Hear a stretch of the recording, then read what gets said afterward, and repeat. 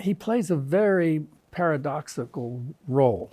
You know, he's the father of the atomic bomb. He makes this happen. He invents the gadget. In the spring of 1945, his own scientists hold a public meeting in Los Alamos asking, well, why are we working so hard on this? The Germans are defeated. The Japanese can't possibly have a nuclear weapon, and the war there in the Pacific is winding down.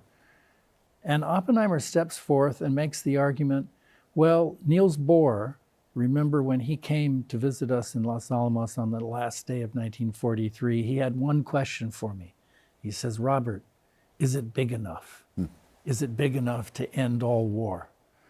So that was Oppenheimer's argument to persuade his scientists to continue working on this.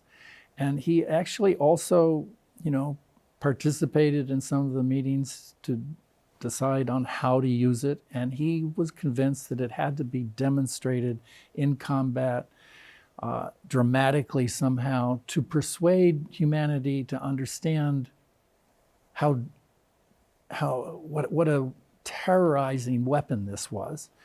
And so that the next war would not be fought with two adversaries, both armed with nuclear weapons that might lead to, you know, Armageddon.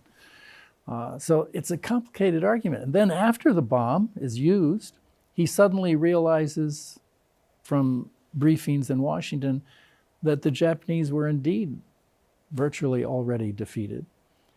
And so he becomes very conflicted, and he spends the rest of his life, you know, warning us that this is a weapon unlike anything else. It's a weapon for aggressors. It's not a defensive weapon. It's a weapon of terror.